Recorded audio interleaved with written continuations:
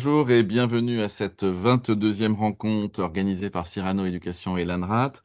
Et parmi ces 22 rencontres, nous avions déjà eu une rencontre avec Vincent Tavernier le 7 février dernier autour de Fourberie de Scapin.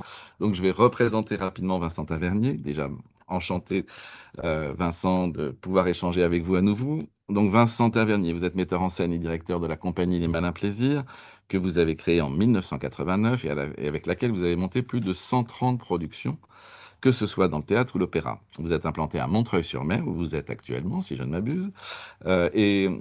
Cette compagnie est composée d'une équipe permanente et d'une troupe de 15 comédiens. La compagnie est spécialisée dans le patrimoine théâtral des XVIIe et XVIIIe siècles.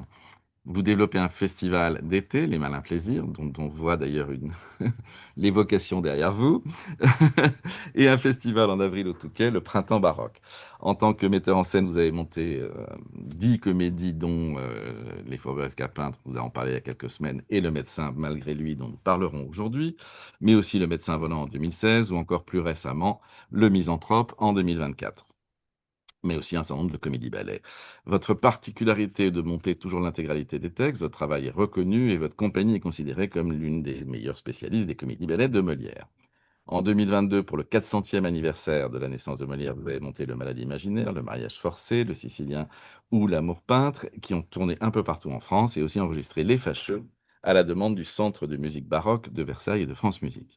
Nous vous voyons aujourd'hui pour parler du Médecin malgré lui, que vous avez monté en 2020 et dont la captation donc a été réalisée en 2023 et que vous continuez à tourner si je ne m'abuse. Donc déjà, première question, on va partir de cette pièce. Que raconte cette pièce pour vous et comment la classez-vous parmi les pièces de Molière? Eh bien, ce que ça raconte, les aventures de Sganarelle, si je voulais parodier un titre célèbre, je dirais que c'est la vie très horrifique du grand Sganarelle de Molière, c'est-à-dire le titre que Rabelais donne à Gargantua. Et je le fais avec intention parce que je pense que justement ce que ça raconte, c'est d'abord l'histoire d'un jouisseur avide de tous les plaisirs de la vie et qui a d'un débrouillard incroyable, qui se tire de toutes les situations, même les plus invraisemblables. Et à ce titre-là, c'est peut-être aussi à nouveau très révélateur et d'une verve qui est celle de la farce française que Rabelais a mise en valeur et qui est très présente chez Molière. C'est ce goût de la vie ou cette force de la vie.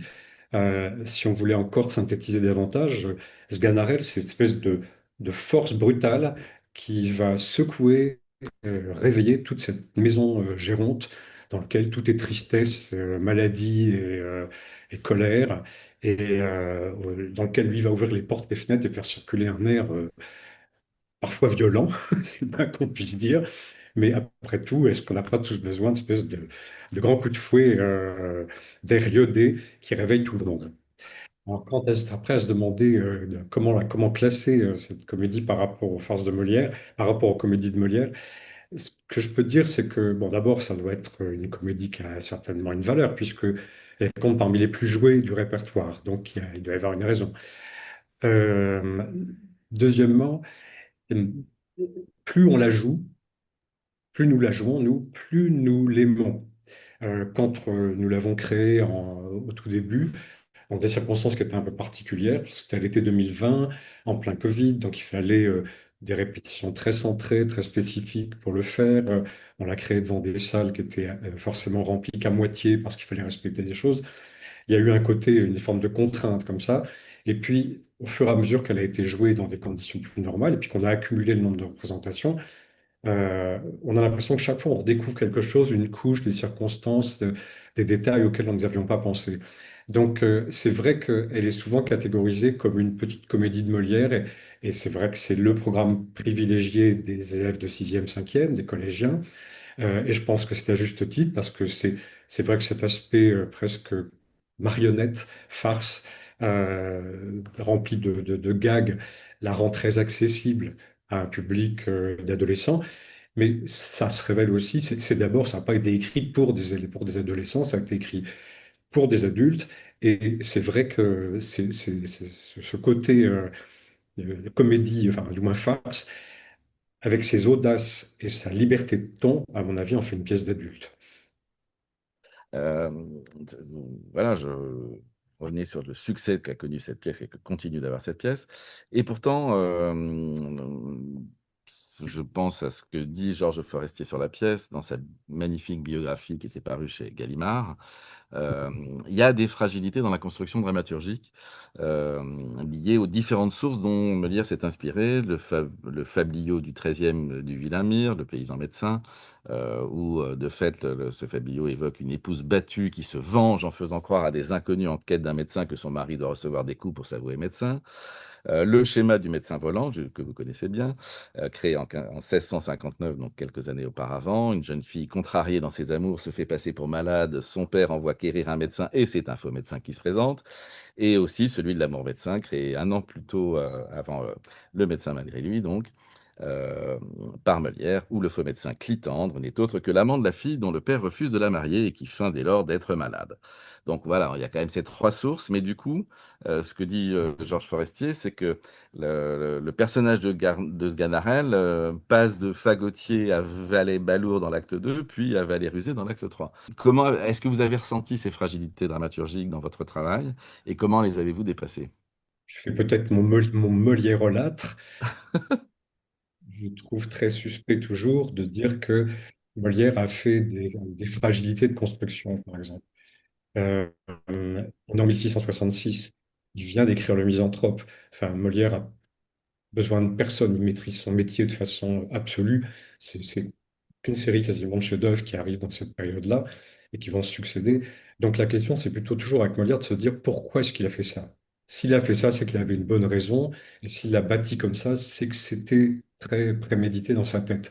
On pense que le médecin malgré lui a été écrit assez rapidement pour des raisons de circonstance. Il y avait de la concurrence, il fallait sortir une farce. Bon, mais c'est pas la première fois que Molière doit écrire une pièce en 5 jours. Alors que c'est L'amour médecin dont il se vante de l'avoir écrit en 5 jours, enfin, écrit, répété, composé et joué en 5 jours. Et L'amour médecin est très bien, très très bien construit. Donc, je crois qu'il faut se dire que ça, c'est plutôt un procédé d'ailleurs qui est déjà latent dans le médecin volant, en France. Faire un peu le premier pas au médecin malgré lui, dans lequel Molière, pour avoir une certaine durée, agrège des sketchs. Dans Le médecin volant, il y a clairement au moins trois histoires. Il y a l'histoire de la fille malade et de la consultation. C'est la consultation qui est le sketch classique de toute la farce. Il y a un sketch au milieu qui est la confrontation avec un avocat, c'est-à-dire un intellectuel, dans lequel le match est comment est-ce que Sganarelle, qui connaît rien, va se débatouiller de cette rencontre avec cet avocat devant le père. Enfin, il y a un troisième sketch qui n'a rien à voir ou quasiment, qui à la farce, qui est le médecin volant. C'est-à-dire comment est-ce que Sganarelle arrive pour se dépêtrer de la situation à jouer deux personnages en même temps. Et tout ça, finalement, fonctionne très bien. Dans, la- Dans Le médecin malgré lui, c'est vrai qu'il y a plusieurs histoires qui se tuilent plutôt qu'elles ne se gênent. Je trouve qu'au contraire, l'habillage est assez habile. C'est-à-dire qu'effectivement, on est parti de la situation de la vengeance. C'est-à-dire Sganarelle bat sa femme dit, mon bonhomme, je vais me venger. C'est-à-dire les femmes sont fortes dans Le médecin malgré lui. Elles ne se laissent pas faire.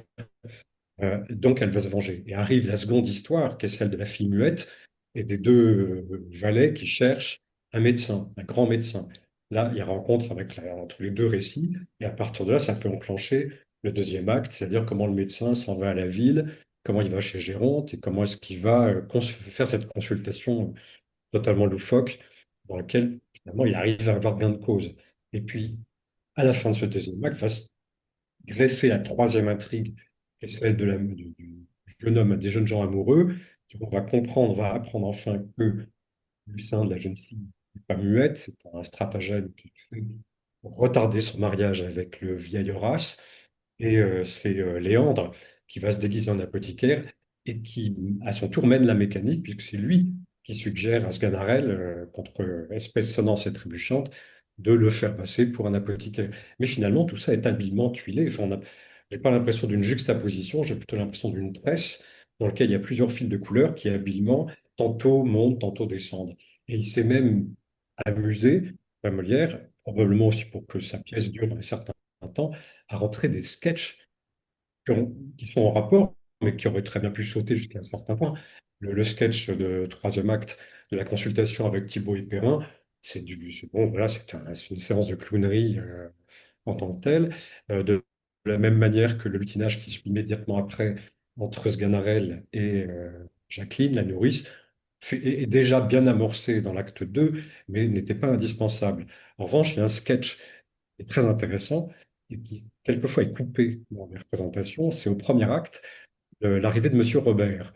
Mm. C'est ce personnage qui arrive, qui met fin à la querelle entre Sganarelle et Martine. Alors, c'est techniquement très habile parce que j'ai vu des moments où cette intrusion était coupée, ça fait un rôle de plus, etc. Ah oui, mais on ne sait pas comment s'arrête on ne sait pas pourquoi ni comment s'arrête cette dispute. Là, pour que, au point où ça en est, quelque chose s'arrête, l'intrusion du personnage de Monsieur Robert permet ce calme. Et ensuite, quand il sera parti, ben, il va y avoir une reprise entre les deux époux, mais sur un rythme qui est complètement différent. Et là, Murmure aurait pu simplement faire entrer le bonhomme, dire bon, allez, on se calme et puis on s'en va. Il fait quelque chose qui est pour moi très emblématique de tout ce qui se passe dans toute cette farce, c'est-à-dire du politiquement incorrect pour employer des termes d'aujourd'hui. C'est-à-dire qu'on voit le chevalier blanc qui arrive et qui dit, qui vient prendre la défense des femmes. Comment vous osez battre votre femme, etc. Il y a cette réponse qui stupéfie toujours la salle, la réponse de Martine qui dit, et je veux qu'il me batte, moi. Et à partir de là, non seulement Monsieur Robert est désarçonné, il finit par se prendre lui-même une claque, au grand bonheur de tout le monde, mais ce qui est extraordinaire, c'est qu'il se retourne, ce qu'il dit, en fait, faites, compère Ross et Batté, je vous aiderai si vous voulez. Donc, le fameux chevalier blanc, il suffit qu'il soit un peu humilié ou giflé pour se transformer en chevalier noir.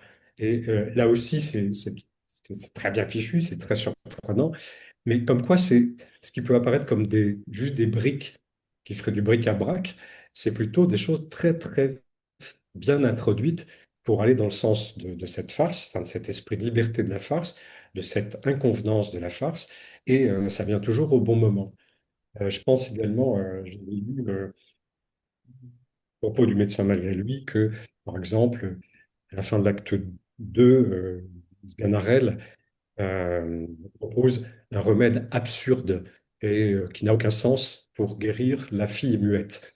C'est-à-dire, il préconise de lui faire prendre du pain mêlé dans du vin euh, au motif que c'est comme ça qu'on apprend au perroquet à parler. Alors, en tant que tel, après tout, c'est relativement logique. C'est que ça, il pourrait s'en tirer par une galipette en lapin, en latin, pardon. Pas du tout. Il le fait sa bonne cette préconisation très farce française, une fois encore, les deux pieds sur le terre, buvons un coup, buvons du vin et puis mangeons du pain. Et c'est surtout que c'est très habile, parce que c'est ça qui va entraîner à l'acte 3 que Lucinde, quand elle arrive, elle a bien un coup dans le nez, elle est très éméchée. Donc, elle ne maîtrise plus du tout la situation, et c'est ce qui m'inquiète d'ailleurs, mais elle ne maîtrise plus la situation, ça justifie pleinement le délire de l'acte 3 jusqu'au moment où elle oublie d'être muette et elle se met à parler. On va revenir justement sur la liberté de la farce et sur la question du politiquement correct, parce que c'est vrai que quand même la maltraitance des femmes, ça peut résonner un peu difficilement aujourd'hui chez certains spectateurs, certaines spectatrices. Euh, Évidemment, on peut reprendre quand même cette scène de ménage où Martine reproche à son mari donc de l'avoir trop maltraité et où de fait, il lui finit par lui asséner quelques coups de bâton avant de dire, dans la scène 3, 5 ou 6 coups de bâton entre gens qui s'aiment ne font que ragaillardir l'affection. Alors, je- euh, dire ça sur un plateau de théâtre aujourd'hui, ça peut poser question. Alors, c'est vrai que dans votre mise en scène, il y a le côté, enfin, vous soulignez peut-être un peu quand même le côté émancipation féminine. Là, je pense à la dernière image voilà, bien sûr, du couple Martine-Sganarelle, puisque Martine poursuit Sganarelle avec le bâton après que ce dernier lui ait dit: Je te pardonne ces coups de bâton en faveur de la dignité où tu m'as élevé, mais prépare-toi désormais à vivre dans un grand respect avec un homme de ma conséquence et songe que la colère d'un médecin est plus à craindre qu'on ne peut croire. Donc voilà, vous avez quand même choisi ça, mais je voulais revenir sur la question de la réception du spectacle aujourd'hui par rapport à cette thématique-là. Ce qui est curieux, c'est que ces scènes de bâton ne posent apparemment aucun problème à qui que ce soit. Et que les réactions qu'on peut avoir a posteriori, ou ce qui est très intéressant quand on joue devant des collégiens, par exemple avec leurs enseignants, ce qui était encore euh, très récemment, puisqu'on a joué à Versailles à plusieurs reprises fin janvier et qu'on a joué à Montreuil-sur-Mer dans le cadre de l'école du baroque à 4 reprises la semaine dernière. Les remarques ne sont pas là-dessus. Elles sont sur ce que les élèves appellent les gestes inappropriés. C'est-à-dire les remarques viennent du fait que Sganarelle passe son temps à tâter, Ouais. euh, va vouloir tâter les seins de la nourrice, il revient dessus. Il se comporte d'une façon à peine moindre avec Lucinde, qui va faire rire, mais où on sent qu'il la trouve, comme il dit, voilà, une malade qui n'est pas ton ragoûtante, et je tiens qu'un mari bien sain s'en accommoderait assez. On sent on sent le jouisseur, l'avidité de tous les plaisirs de la vie, y compris la sensualité. Et ça pose un problème. C'est parce que justement, je pense que nous sommes sensibilisés en particulier à cette attitude par rapport aux femmes, enfin ce respect qu'il aurait dû, et que Sganarelle, manifestement, s'en fiche. Souvent, la première réponse à ces questions-là, puisqu'on a essayé d'y réfléchir, nous, les comédiens ou metteurs en scène, en disant, mais quelle justification donner à ça aux enfants? Bon, d'abord, c'est de dire, mais pourquoi me posez-vous cette question sur les gestes inappropriés et ne me posez-vous aucune question sur le fait qu'il ait battu sa femme en tant que tel? Et là, il y a un silence, c'est-à-dire que finalement, les enfants, et je pense les adultes tout autant, comprennent et intègrent parfaitement que les coups de bâton, c'est pas vrai. Ils nous demandent souvent, par exemple, mais c'est en quoi? Il est en quoi le bâton? Il est en mousse? Et que c'est du théâtre, que c'est guignol, et qu'au théâtre, donc quand on tape avec un bâton, ça fait pas mal, et que c'est donc pas vrai. Mais qu'en revanche, toucher la personne, toucher une fille en tant que telle, là, c'est vrai. Vraiment les vraies mains sur les vraies fesses ou les vraies. Alors, les comédiennes expliquent d'abord qu'elles sont consentantes, que c'est quelque chose qui a été mis au point ensemble, que deuxièmement, il y a une habitude et un jeu des corps entre les comédiens qui s'apprend, et puis que, en l'occurrence, mais finalement, Sganarelle, le comédien Benoît ne touche pas la comédienne Marie. On croit qu'il la touche, mais en fait, il la touche pas. C'est le théâtre. Donc, ça, c'est presque sur l'aspect formel des choses. Sur le fond, euh, il faut admettre que la farce n'est pas morale. Alors, le théâtre n'a pas de valeur morale en tant que telle. La morale vient presque dans un deuxième temps. Mais c'est d'abord, sur la farce, c'est très évident. La farce, sa caractéristique principale, c'est presque de ne tenir compte d'aucune règle. Et les premières règles qui sont bafouées dans la farce, c'est les fameuses règles des 3 unités. Et on voit très bien que dans Le Médecin malgré lui, il n'y a pas d'unité de lieu, il n'y a pas d'unité d'action, ou du moins elle est très explosée. Et on est à la limite, on ne sait pas très bien si l'unité de temps a été respectée, parce que rien ne prouve qu'entre le premier acte et le deuxième acte, il ne soit pas passé 24 heures. Pour aller à la ville, combien est-ce que ce gars. En fait, ça n'a aucune importance. Ça n'a plus d'importance. Donc, il y a un jeu général de la farce qui est allons-y, passons à travers tout, et cette espèce de tsunami que j'évoquais au tout début de notre entretien, c'est finalement ce qui fait l'évidence de la farce. Et on voit que c'est exactement ce qui se passe chez Rabelais, chez ce côté où il y a une avidité de jouir de tous les plaisirs de la vie. Alors évidemment, cette avidité est une forme d'égoïsme. C'est-à-dire, Sganarelle, il a envie de jouer, de boire, de tripoter les filles, etc. Et il ne pense qu'à lui. Comme il le dit au premier acte, quand j'ai bien bu et bien mangé, je veux que tout le monde soit sous dans ma maison.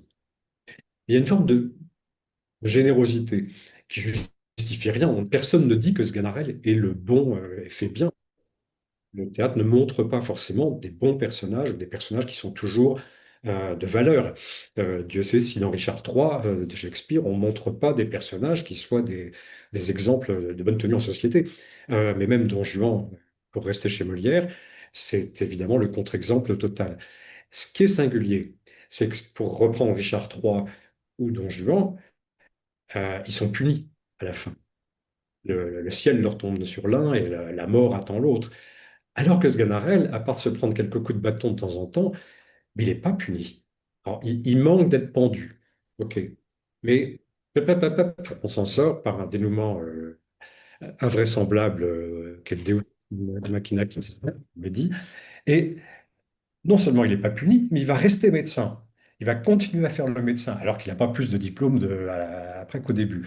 Donc c'est presque là la question pour laquelle j'ai pas de réponse, c'est qu'est-ce que c'est que cette ambiguïté qui fait que ce personnage qui a tous les défauts de la Terre, mais qui est en même temps extrêmement sympathique, puisque dès qu'il n'est pas en scène, il nous manque, puisque c'est lui qu'on a envie de voir jouer dans le théâtre. Qu'est-ce que c'est que ce personnage? Qu'est-ce que ça nous dit de nous et de notre plaisir? Qu'est-ce que ça dit même du théâtre dans son essence? C'est-à-dire, sur une scène de théâtre, il faut qu'il se produise quelque chose qui nous épate, qui nous emporte. Et comment ranger la valeur morale au milieu de tout ça?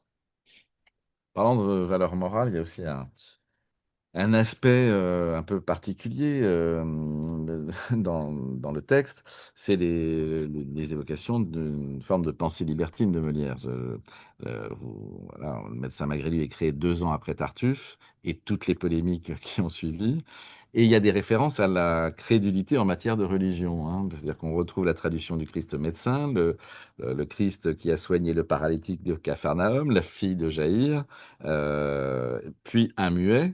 Alors qu'on a à peu près le même parcours chez Sganarelle. Donc il y a quand même une référence qui est assez intéressante, puisque selon Martine, Sganarelle a tombé un enfant tombé d'un clocher, une mourante, comme la fille de Jaïr, et est appelé pour soigner une muette. Il y a une autre référence au Christ, hein, dans l'acte de scène 1, tous les autres ne sont dignes de lui déchausser les souliers, ou Valère, sa réputation s'est déjà répandue ici et tout le monde vient à lui. Alors, donc il y a ce côté par rapport à la religion, mais vous êtes pas trop attardé là-dessus. Là aussi, est-ce que vous avez eu des retours sur cette question-là, ou aujourd'hui ça passe, enfin plus personne ne voit les références, hein. Alors, je pense que peu de gens entendent forcément, mais tout le monde n'entend pas les références. Ça, c'est pareil évident. Euh, Deuxièmement, sont-ce vraiment des références? C'est ça la question. Moi, je ne l'ai pas utilisé ça parce que d'abord, face à un comédien, par exemple, nous on s'est expliqué, c'est quoi la référence à Saint Jean-Baptiste, je ne suis pas digne de lui déchausser ses souliers. Ah, tout le monde l'a compris. Et ça nous donne quoi théâtralement? Rien. Bien sûr, Intellectuellement compris qu'il y avait une référence, mais dans le jeu, qu'est-ce que ça implique, à part finalement l'enthousiasme de Valère et Lucas qui disent: Ah, c'est un médecin merveilleux, c'est un médecin extraordinaire, donc on n'oserait même pas lui déchausser ses souliers. Mais comment le surligner ça? À part de faire du stirbilobos, ce qui est toujours très gênant, je trouve, dans une mise en scène, euh, finalement, on se rend compte que ça ne nous apporte pas grand-chose. Donc, que ça n'entre pas vraiment en jeu dans le jeu du médecin malgré lui. Alors, deuxièmement, cette référence au Christ médecin, pour moi, elle est très récente. C'est-à-dire que je ne l'ai jamais vue avant qu'elle ne soit mentionnée justement dans la Pléiade ou dans le travail de la Sorbonne. Moi, il me semble que elle est typique de notre époque, ou d'une époque, c'est-à-dire qui a perdu ces références-là. Donc, tout d'un coup, voit surgir ça, c'est un travail pour moi, très évident de Sorbonnard, dans le bon sens du terme, c'est-à-dire d'aller rechercher des éléments et de se dire vers quoi ça renvoie. Mais c'est oublier qu'à l'époque, au XVIIe siècle, mais tout le monde baignait dans ce langage. C'est-à-dire bien sûr. tout le monde allait à la messe, tout le monde écoutait ce discours. Tous les échanges que les gens avaient entre eux étaient imprégnés par la littérature biblique. Donc, tout le monde utilisait, c'était presque des mots codes qu'on trouvait dans le langage courant. Donc, le fait de les retrouver dans la bouche de Valère, de Lucas, de Sganarelle, il y a une autre évocation, c'est quand il dit qu'entendez-vous le latin, il cite à la fois Corneille, enfin non, je crois que c'est dans le Médecin volant qui dit Rodrigatus du cœur. Mais là, il cite à la fois la grammaire latine, quia substantivus concordat ingeneri nominum et casus, et bonus bona bonum, et puis après Deus est ne sancto ratio latina, je ne sais plus quel est le terme exact, mais il cite la messe. Euh, c'est plutôt un flot dans lequel finalement toutes ces références religieuses s'intègrent dans les références d'une société globale que nous avons en grande partie perdue. Puis alors, deuxièmement, il y a certainement un aspect qu'on trouve beaucoup, alors chez Rabelais, dans beaucoup de farces, c'est le côté d'intégrer. et de se moquer de tous les pouvoirs, et en particulier du moment où les pouvoirs montrent leur faiblesse. Donc, toutes les farces, tous les fabliaux du Moyen Âge se moquent du docteur, qui n'est pas un médecin, qui est un docte-homme, parce que c'est le personnage qui bavasse, qui bavarde et qui finalement fait rien, se moque du médecin qui a prétendument un pouvoir et puis guérit rien, se moque du clergé, alors c'est ou le moine paillard ou le curé, parce que en même temps, ils ont de bonnes paroles, mais ils lutinent les bonnes femmes, eux aussi, à leur tour, où ils sont gourmands, etc. Donc c'est plus un climat général de la farce qui fait qu'une fois encore, on utilise tous ces procédés. Mais je ne crois pas que j'ai pas du tout le sentiment, après c'est très subjectif, mais au contact de l'œuvre, je ne vois pas vraiment que ça soit une ligne de travail de penser à ce Christ médecin. Ça me paraît dépassé. Autant, par exemple, dans Les Amants magnifiques, je connais peu, mais il y a clairement un astrologue qui est pris à partie par le bouffon que jouait Molière, et ça se joue un an ou deux après Tartuffe. C'est évident qu'on parle là encore d'une dévotion déplacée. Euh, Autant là, dans la farce, je suis très sceptique. D'accord. Alors, vous avez évoqué tout à l'heure le fait qu'il n'y a pas du tout d'unité de lieu dans ce texte, hein, puisqu'on est dans une farce. Mais du coup, ça pose la question de la scénographie. Et de fait, donc, il y a différents espaces qui sont évoqués dans la pièce. On est dans l'acte 1, dans la campagne, près d'un bois, à proximité de la maison de Sganarelle et Martine. On est dans l'acte 2, dans la salle commune de la maison de Géronte, à laquelle s'ajoute la question du lieu de la rencontre entre Léandre et Sganarelle, à la scène 9. Et enfin, on est à l'extérieur de la maison de Géronte, dans l'acte 3. Votre réponse à ce défi scénographique, ce fameux cube, cette maison carrée qui est rouge, verte ou bleue selon les faces, qui tourne un peu comme un dé, et ce cube posé donc sur ce sol blanc euh, qui ne couvre d'ailleurs pas tout à fait l'intégralité du plateau. Donc déjà, pouvez-vous nous expliquer ce choix, sachant quand même aussi que ça évoque vraiment, il y a un côté guignol, théâtre de marionnettes qui est très très clair, accentué par les costumes, par le bâton. Je pense le moment aussi, je crois que c'est Lucas qui apparaît, enfin, voilà, la scène de Lucas à la fenêtre. Là, voilà, on est vraiment dans le guignol, dans le grand guignol. Donc voilà, est-ce que vous pouvez revenir sur ces choix scénographiques, comment c'est arrivé, et du coup, comment vous avez résolu justement cette question scénographique? La base, une fois encore, c'est en tout cas dans le travail que l'équipe mène au Malin Plaisir, c'est toujours d'aller chercher quelles étaient les références d'époque. Pourquoi est-ce que il y a ça? C'est vrai qu'une fois qu'on oublie enfin qu'on essaie d'oublier le fait qu'on pense que la comédie classique, c'est une unité de temps, de lieu. Donc, en gros, déjà, c'est surprenant. Il y a un acte 1 dans la forêt, puis un acte 2 chez Géronte. Bon, allez, on va se tenir avec deux décors. Euh, donc, il faut regarder objectivement le texte et se rendre compte qu'il y a au moins 3, 4, si ce n'est 5 lieux différents. Donc, on peut se dire, mais pourquoi est-ce que Molière éprouve le besoin de faire présenter 3 voire 4 lieux différents? Il y a probablement, comme toujours chez Molière, une raison très pratique. Il a monté cette pièce-là pour écraser la concurrence et pour qu'on vienne dans son théâtre. Donc, si on se rappelle en plus qu'il a juste avant, un mois ou deux avant, créé le Misanthrope, qui est le prototype de la comédie classique, unité de temps, de lieu, d'action. Enfin, on ne peut pas faire plus épuré que le Misanthrope. On a l'impression qu'il se défoule par derrière et que là, au contraire, il s'éclate dans tous les sens. Mais je pense qu'il y a une raison commerciale, comme je le disais au début. Les choses de décor, c'est des expressions de l'époque, il faut dire qu'ils sont très réussis. Le système des changements à vue avec les feuilles, les frises et les toiles de fond, c'est très étonnant. On peut encore voir au Petit Théâtre de la Reine, au Trianon, à Versailles, de temps en temps, où sont proposés ces changements pour montrer comment ça fonctionnait entre le passage d'une forêt à un intérieur de maisons paysannes. C'est assez stupéfiant. Donc, que Molière, qui avait tout le théâtre approprié pour le faire, se soit dit je vais faire trois ou quatre changements de décor parce que les gens adorent ça, je pense que c'est un élément commercial évident, ou un élément de plaisir théâtral. Maintenant, les pauvres metteurs en scène et les pauvres compagnies par derrière avec le médecin malgré lui, ou font une impasse, une stylisation extrême en disant ben, on va mettre un objet et ça se justifie très bien quand c'est bien fait. Mais je pense qu'il faut quand même garder, pour que la pièce fonctionne, l'idée qu'on change de lieu et qu'on passe d'un endroit à un autre, ou alors on essaie vraiment de trouver une solution là. Soit il faut une solution historicisante, ce que serait tout à fait capable, par exemple, de faire le théâtre Molière-Sorbonne, où on joue sur la restitution de ces changements de décor à vue, mais on sait que ça suppose une machinerie très imposante et que ça rend les pièces complètement intournables, indiffusables. Il faut que ça se passe dans un théâtre qui a été adapté à ça et qui va jouer la pièce 100 fois.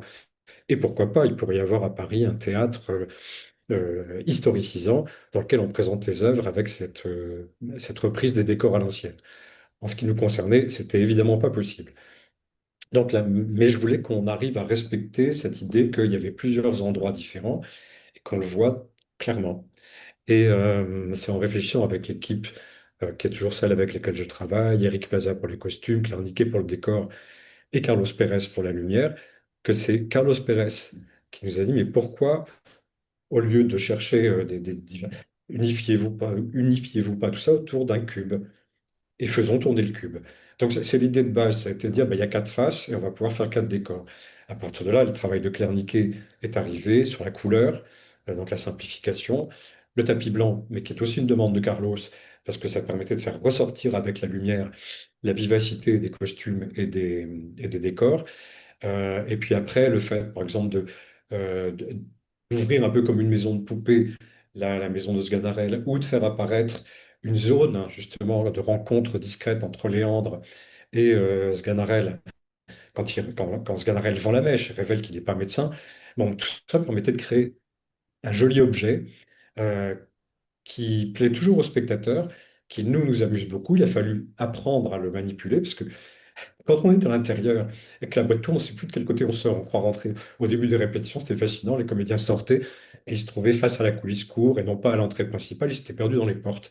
Mais tout ça est très simple. C'est sur un plateau à roulettes et c'est les comédiens eux-mêmes qui les manipulent. Donc il n'y a pas d'électricité, il n'y a rien. Mais c'est sur cette base d'une sorte de manège que on a créé le dispositif scénique et ce qui d'ailleurs a entraîné la musique par derrière. Euh, la musique, elle est logique. Une fois encore, on sait, et c'est à peu près certain, que chez Molière, de toute façon, il y avait toujours un petit ensemble instrumental et que les entr'actes étaient systématiquement meublés par un petit peu de chante et probablement de permettre les changements de décor, peut-être aussi aux comédiens de souffler, mais que la musique servait souvent à dissimuler les bruits que faisait la machinerie dans les changements de décor. Donc, c'est probablement quelque chose qui est très intégré dans le rythme des pièces. Donc, en l'occurrence, nous, ça nous allait très bien d'avoir ça me paraissait nécessaire d'avoir une intervention musicale qui permette de ne pas avoir des temps morts pendant ces changements de décor, aussi rapides soient-ils. Le fait de tourner, de faire ça dans le silence, ça crée une baisse de rythme qui est très significative. Là où c'est une pièce qui ne supporte pas la baisse de rythme. Et le choix de la musique, à ce moment, s'est porté assez logiquement sur des vieilles bandes de limonaires d'orgue de barbarie, qui sont celles qu'on entendait sur les manèges, qu'on entend quelquefois encore sur. Donc ça allait dans le sens de cette boîte tournante qui devient une espèce de manège.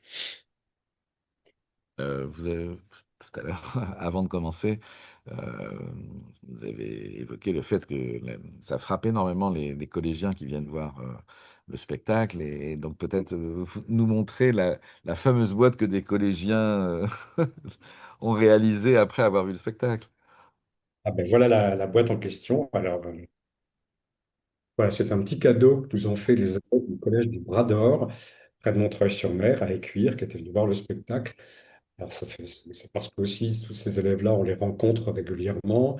Il y a toute une branche de notre activité qui s'appelle l'école du baroque, qui fait que dans notre territoire, qui couvre à peu près 70 communes, il y a chaque mois d'avril euh, tout un travail qui est mené auprès de 3000 élèves à peu près, que ce soit primaire, secondaire ou lycée, de sensibilisation, de représentation et d'ateliers.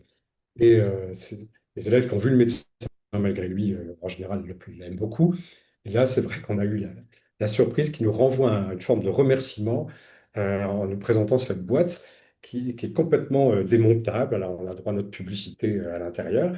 Et puis, il y a même, je ne sais pas si on voit qu'il y a des clés qui sont posées là, parce que les clés, c'est marqué dessus tromperie, fourberie, avarice, etc. Et puis, la boîte se démonte totalement. Elle s'ouvre, d'une certaine manière, comme le décor, avec pour chaque face intérieure une analyse des personnages, une photo, des textes. Et pour vraiment le sommet du sommet, il y a même en Playmobil, il y a le médecin qui est en train de boire un coup avec, alors je sais pas, ça peut être Lucin de la malade parce qu'elle a une robe blanche. Et voilà, vous voyez comme quoi cette boîte fascine bien souvent les jeunes, les collégiens. C'est des questions qui arrivent très souvent après, toujours. Mais qu'est-ce qu'il y a dans la boîte? Comment la boîte est-elle fabriquée? Et qu'est-ce qu'il y a dedans? Est-ce que l'on caché? Voilà, manifestement, tout le monde mourrait d'envie de monter sur scène et d'aller ouvrir une porte pour voir ce qui se passe. Est-ce que justement l'idée de la boîte a contribué j'allais dire, à souligner le choix du guignol? C'est un peu réciproque, c'est-à-dire qu'il y avait d'emblée l'idée qu'il allait avoir quelque chose de très stylisé ou d'épuré, une épure. C'est-à-dire que pour moi, la farce, me semble-t-il, n'a rien à voir avec, avec le vérisme. Et le médecin, malgré lui, c'est pas du tout l'ambiance, par exemple, des femmes savantes ou du Tartuffe, où on est assez proche d'un univers sinon réaliste, en tout cas, qui évoque vraiment une famille bourgeoise au XVIIe siècle. Là, c'est un univers qui, bien sûr, est référencé par rapport à son époque, mais avec une distance totale. Donc, cette idée d'une stylisation qui est aussi une forme de poésie, et je crois qu'elle est liée à la farce, une vraie farce, elle a une forme de poésie, avec tout ce qu'on peut mettre sous ce mot-là. Et je pense que dans l'aspect visuel, il fallait qu'on retrouve cette épure. Donc, que la boîte, le sol blanc, la boîte, ça imposait un peu ça. Et aussi, ça nous donnait la possibilité de tourner. C'est-à-dire que les personnages ne sortent jamais à vue du public, à court ou à jardin. On a l'impression qu'ils rentrent dans la boîte, c'est pas vrai, ils partent par le lointain, où il y a une sortie qui est ménagée, mais qui n'est pas vue du public. Et à ce moment-là, ça permet de tourner autour, d'aller se cacher, par exemple de traiter un des problèmes qui était justement les bastonnades. Euh, c'est toujours difficile de montrer la bastonnade. Alors d'une part, parce qu'on évoquait tout à l'heure, enfin, le fait de l'image assez cruelle enfin, qui est celle de Guignol et du gendarme. Je te tape dessus, on y va gaiement. Mais qui- bon, qui est compliqué à faire, parce que où il faut la faire vraiment, et ça devient violent, ou alors il faut faire semblant de faire un peu quelque chose d'un peu fadasse, et dans ces cas-là, l'énergie de la farce ne passe pas. Donc la solution que j'ai trouvée, c'est de dire, les coups de bâton se donnent toujours derrière. On les entend, mais on les voit pas. C'est-à-dire que les personnages fuient. Derrière la maison, on entend des grands cris, puis le comédien tape sur la boîte pour procurer les sons, puis ils reviennent. On n'a jamais l'image battue, sauf une fois où on voit Lucas qui, dans le premier acte, se trompe, va plus vite que Sganarelle, finalement finit par donner un coup de bâton à Valère, sur les fesses de Valère, au grand plaisir du public. Mais d'une façon générale, la boîte permet de cacher des choses aussi. Cette question de la bastonnade, bon, évidemment, ça évoque aussi les fourberies de Scapin dont on avait parlé, puisque... mais là, il y a le sac quand même qui protège. Donc, on a parlé un petit peu de la musique. Là encore, par rapport à la musique, c'est la fameuse chanson de Ganarelle. Parce on sait que Lully avait composé une musique, Charpentier aussi. Là, chez vous, pas de musique pour accompagner cette chanson. Mais du coup, quelle consigne vous avez donné donc à Benoît d'Allongeville qui interprète Ganarelle par rapport à cette chanson? Alors d'une part, moi j'ai la partition de Lully enfin, qui semble être la partition originale de la chanson de la bouteille. Et typiquement, euh, la merveilleuse euh, idée que Molière adore la musique et que n'importe quelle pièce, quelle qu'elle soit, il faut qu'il s'arrange pour qu'il chante. Alors, on sait que dans le Misanthrope, il a trouvé moyen, alors que cette pièce se voulait d'un certain niveau, il a trouvé moyen de chanter la chanson du Bon Roi Henri. Là, dans cette pièce qui n'a pas de musique, c'est pas une comédie-ballet du tout, bah, il a réussi à se glisser une chanson. Ce qui est difficile de savoir, c'est si elle était accompagnée ou pas à l'époque. Ça ressemble plutôt à une chanson à boire, hein, c'est un air à boire, c'est le cas de le dire, et donc c'est quelque chose qui se chantonne, enfin qui se chante, mais sans fort nécessairement avoir un accompagnement par derrière. Alors à partir de là, j'avais déjà une difficulté, on va dire, c'est que sans du tout décrier son immense talent, Benoît n'est pas un chanteur né. Et j'ai trouvé une façon de chanter ça.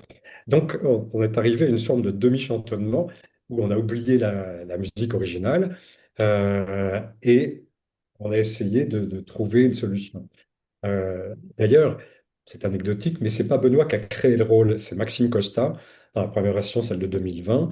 Et puis ensuite, le rôle a été repris par Benoît, mais c'est Maxime qui, réfléchissant à comment est-ce qu'il pouvait jouer avec cette musique, pouvait en faire quelque chose.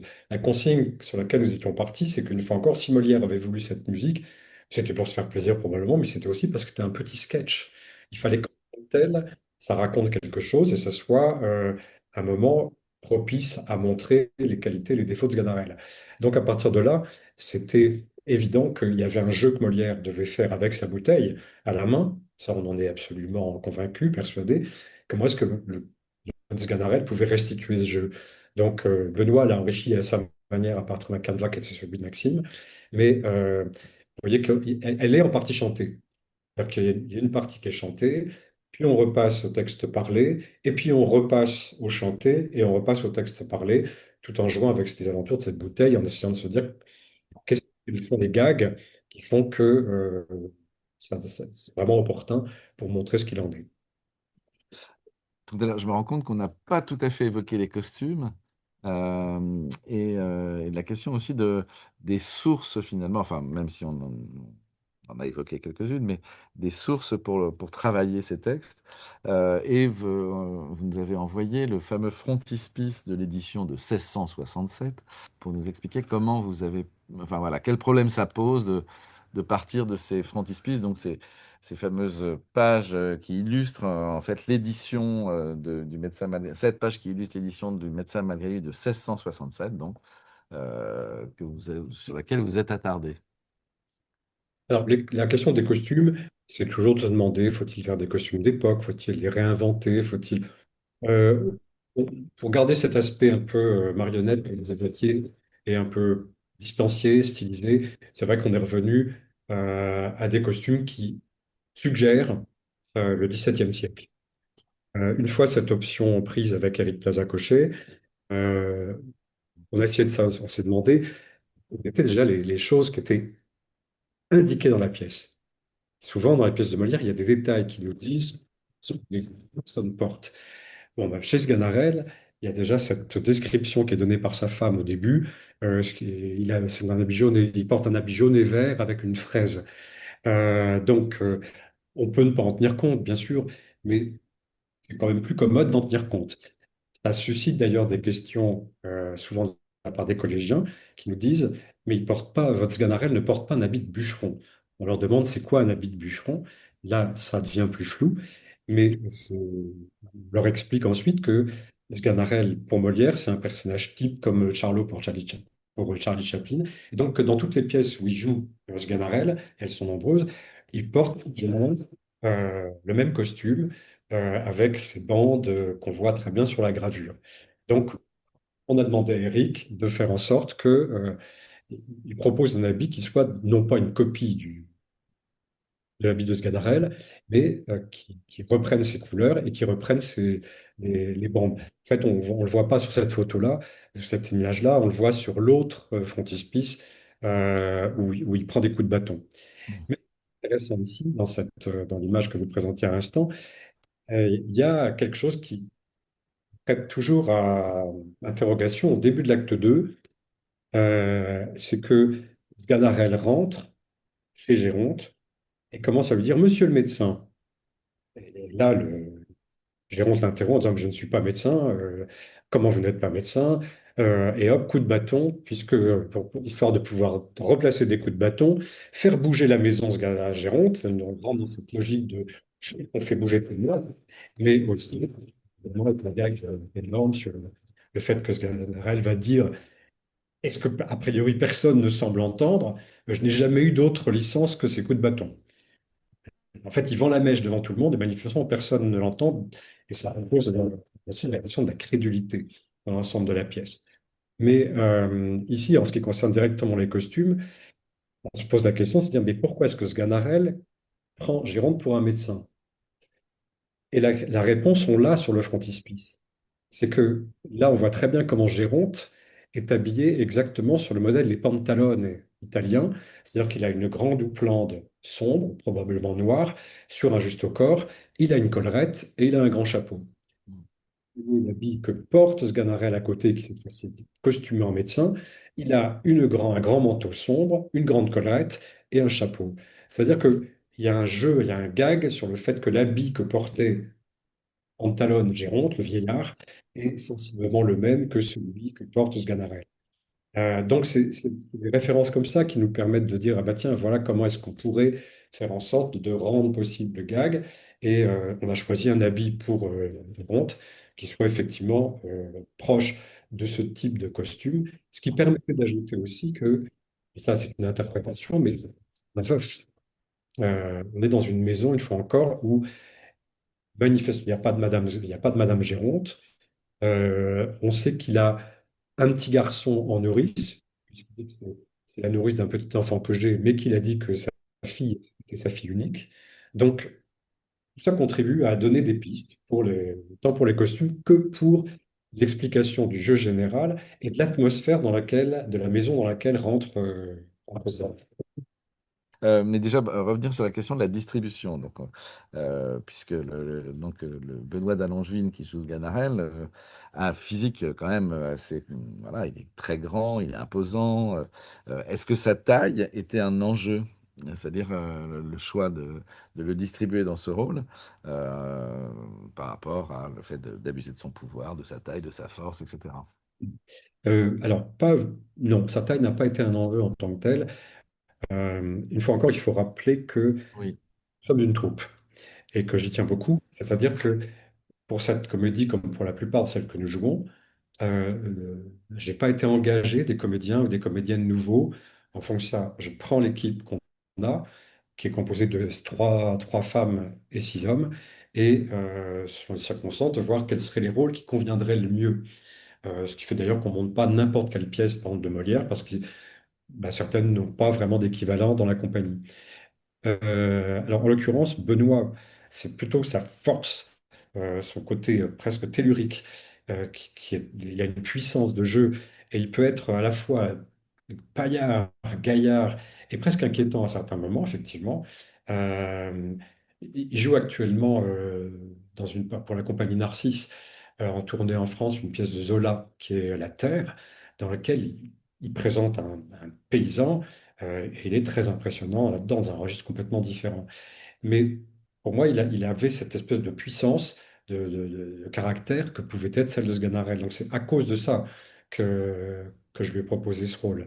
De la même manière que par exemple, le fait que ce soit Jeanne, bon enfant, qui joue le rôle de Martine, ah oui, c'est une comédienne qui a de la stature, mais c'est pas ça qui en fait naturellement ou objectivement une paysanne rusée et débrouillarde. Presque chacune enfin, les deux autres jeunes femmes auraient pu jouer les rôles, mais c'est vrai que la distribution permettait plus logiquement de lui attribuer ce rôle-là.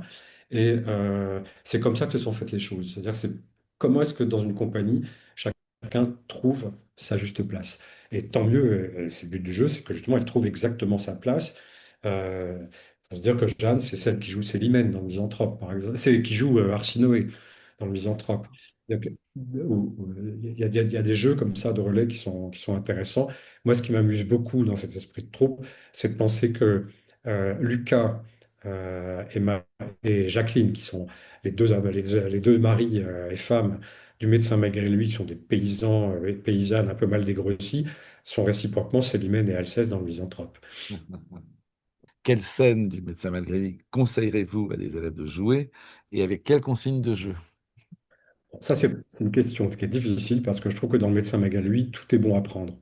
Il y a toutes les scènes ont un intérêt, soit parce que c'est des sketchs qui sont isolés, donc ils sont autonomes et on peut les jouer en tant que tels, soit au contraire parce qu'elles présentent des virtuosités. Quand même, il y a on n'en a pas parlé parce qu'il n'y a pas le temps, mais il y a une qualité musicale du style de la langue dans Le Médecin malgré lui qui était éblouissante. Enfin, et, la prose de Molière a jamais été aussi parfaitement efficace, enlevée, sonore et dynamique.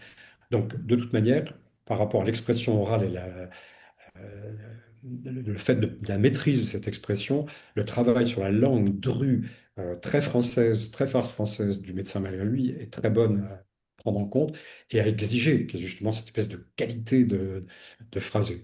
Après, c'est pour ça que je pense que la première scène de l'acte 1, la fameuse dispute entre Sganarelle et Martine, c'est très difficile. Elle est très très délicate, mais avec une telle musicalité, un tel rythme, que tous les élèves peuvent s'y frotter, quitte à n'en prendre que des petits morceaux, mais qui soient dynamiques. Et puis évidemment, il y a quand même les deux grandes scènes d'ensemble qui sont pas commodes. C'est la scène de la consultation de l'acte 2 et cette scène qu'on joue moins, à laquelle on prête moins d'attention de l'acte 3, où justement Lucinde revient, où elle est très éméchée, où Léandre est déguisé en apothicaire et où Sganarelle doit faire en sorte que Géronte soit totalement occupé par lui et ne voit pas le manège entre Léandre et Lucinde, auquel s'ajoute Jacqueline, la nourrice, qui n'est ni d'un côté ni de l'autre. Donc, je pense que ces deux scènes-là, ces scènes d'ensemble, sont très intéressantes à travailler, d'autant qu'il y a un certain nombre de rôles qui ont très peu de répliques et que ça suppose que les jeunes comédiens apprennent à être expressifs. Qu'est-ce que c'est qu'écouter? Qu'est-ce que c'est que réagir? Qu'est-ce que c'est que participer, ne serait-ce que par des onomatopées, à l'action qui est en train de se dérouler? Donc je pense que là, il y a un très joli travail à faire pour cinq six comédiens chaque fois en tant que tel. Et en termes de consignes, alors, euh, quelles consignes particulières auriez-vous l'envie de leur donner? Bah, ça serait très présomptueux, mais je pense qu'il y a le plaisir de dire le texte. Donc vraiment de le mâcher, de le savoir vite par cœur, c'est toujours la difficulté, mais une fois qu'on le sait par cœur, de savoir faire claquer les mots. Euh, Quand on pense à cette première scène, non, je te dis que je n'en veux rien faire et que c'est à moi de parler et d'être le maître, et je te dis, moi, que je veux que tu vives ma fantaisie et que je ne me suis pas marié avec toi pour s'offrir tes freudens. Oh, rien que travailler ça, presque comme du slam, c'est montrer comment cette langue est dansante. Et puis après, je crois que justement, c'est la mobilité des personnages. C'est-à-dire que tout ça bouge tout le temps et beaucoup. Donc dans les scènes d'ensemble, bien repérer quelles sont les petites séquences qui scandent ces scènes un peu longues. C'est pas un seul motif, c'est une série de petites sections, bien les repérer et faire en sorte que chaque fois, elles aient leur propre justification scéniquement. C'est pas très clair ce que je dis là. Ce que j'entends, c'est que le positionnement des comédiens, leur façon de bouger, de se tenir en scène, les équilibres de plateau, chaque petite séquence doit avoir sa singularité. En tout cas, merci mille fois, Vincent, pour ce temps d'échange qui, je crois, a apporté quand même pas mal d'éléments voilà, pour approfondir la réception, pour enrichir cette réception et pour du coup, en reparler après avec les élèves. Mille merci à vous, donc, et merci à vous tous et toutes d'avoir suivi cette rencontre avec nous. Merci.